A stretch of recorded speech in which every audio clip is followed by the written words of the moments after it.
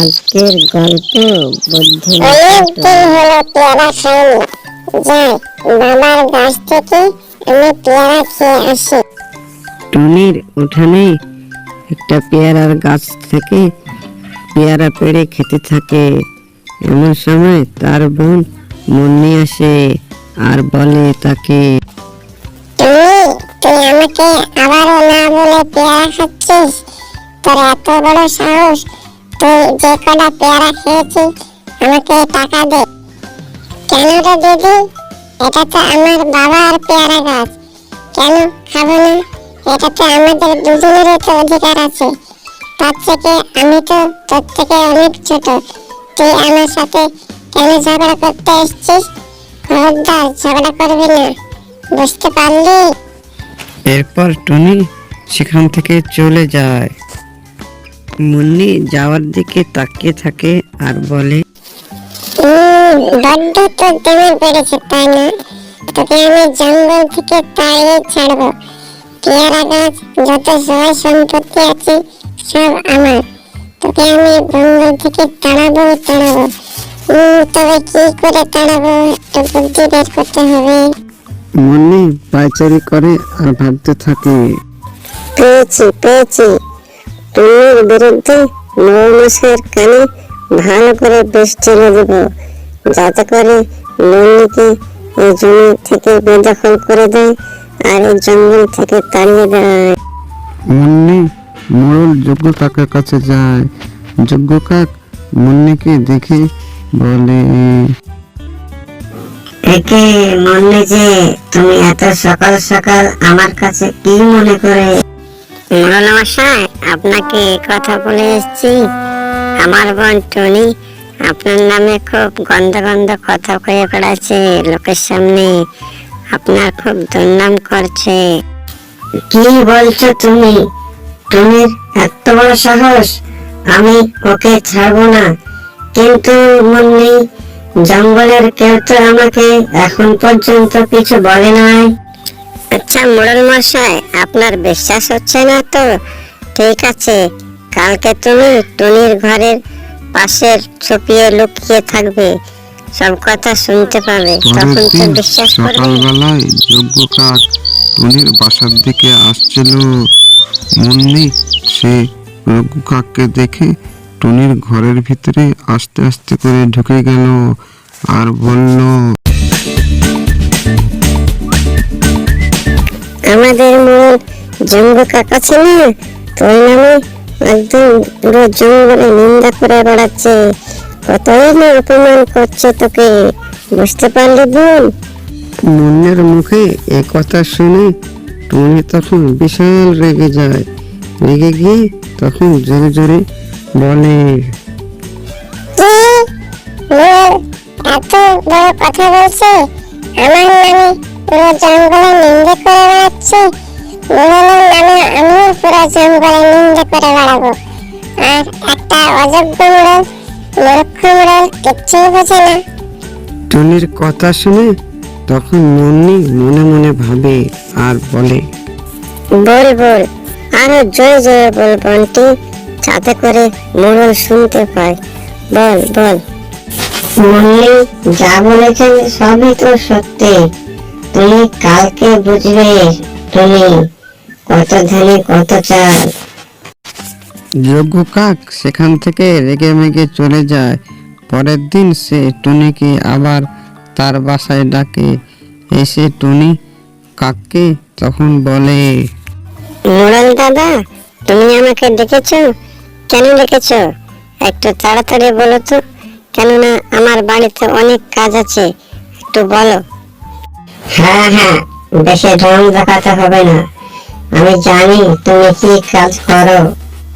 দিদি তো যা বলেছিল সেটাই সত্যি।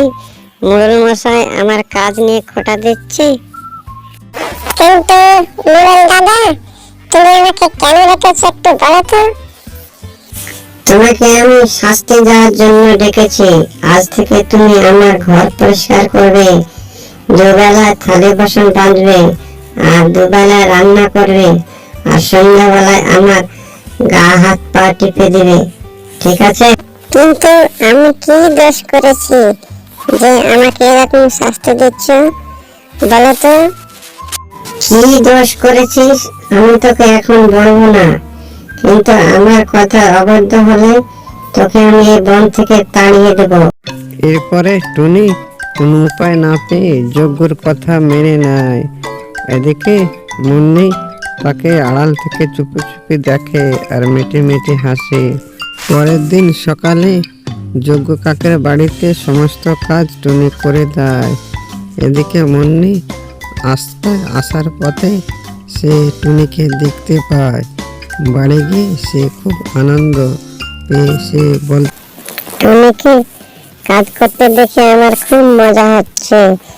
যখন টুনি কাজ করতে পারবে না, যজ্ঞ কাক তখন তাকে জঙ্গলে তাড়িয়ে দেবে, আর তারপরে সমস্ত সহায় সম্পত্তি আমার হবে। টুনি পিছন থেকে সব কথা মুন্নির শুনে নেয়। তারপর বলে,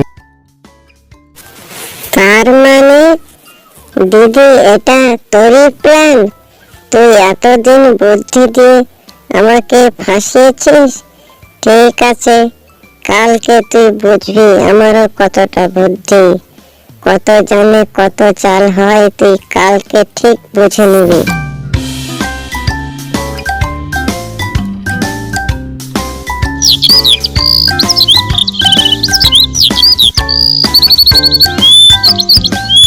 যজ্ঞ কাকের কথা মাত্র টুনি তখন তার পা টিপতে থাকে। কিছুক্ষণ পা টিপার পরে টুনি তখন লাঠি দিয়ে যজ্ঞ কাকের পায়ে মারল। ওরে আমাকে মেরে ফেললো রে, কি দিয়ে মারলি? কালকে আমি রাজার কাছে বিচার দিব। যজ্ঞ কাক পরের দিন সকালে সেই রাজার কাছে নালিশ নিয়ে যায়। মুন্নি তখন তাদের নালিশ দেখার জন্য তাদের পিছে পিছে চলে যায়।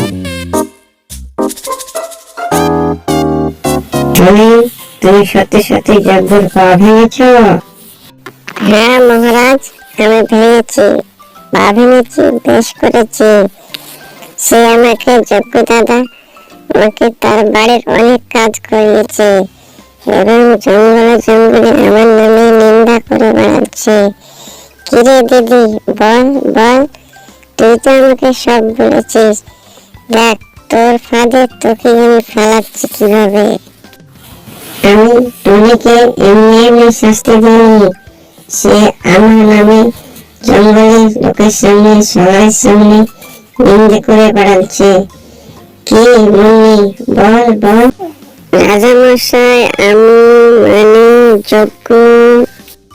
কি মানে করছো মুন্নি, বল। কি মানে করছিস, সবটা বল। ঠিক আছে থাক, তোকে বলতে হবে না। এরপর টুনি তার মনের কথা এবং সমস্ত কথা রাজাকে খুলে বলে। যজ্ঞ দাদা, তুমি আমাকে ক্ষমা করে দাও। আমি ইচ্ছা করে তোমার আমি পা ভেঙেছি। কেন, তোমার যদি না পা ভাঙতাম তবে কথাটা রাজার কাছে আসতো না, আর মুন্নিও ধরা পড়তো না। তুমি আমাকে ক্ষমা করে দাও। তুমি খুব অনেক বড় বুদ্ধিমতী। কেন, তুমি যদি বুদ্ধি না করে রাজার কাছে আসতে, তাহলে তুমি আমাকে আরেকটা অপরাধ করাতে। তুমি অনেক বড় বুদ্ধিমতী। তুমি অনেক বড় অপরাধ করেছ, তাই জন্য তোমাকে বনবাসে যাওয়া খুব দরকার। তুমি এক্ষুনি বনবাসে চলে যাবে, এটা আমার আদেশ। মুন্নি অনেক কান্নাকাটি করতে থাকে, কিন্তু তার কথা কেউ শুনল না। রাজার আদেশ অনুসারে সে বনে চলে গেল। সে তার ঘর সংসার নিয়ে সুখে শান্তিতে বাস করতে থাকলো। বন্ধুরা, আমাদের এই গল্পটি কেমন লাগলো? যদি ভালো লেগে থাকে একটা সুন্দর কমেন্ট করে দেবেন নিচে এবং চ্যানেলটি সাবস্ক্রাইব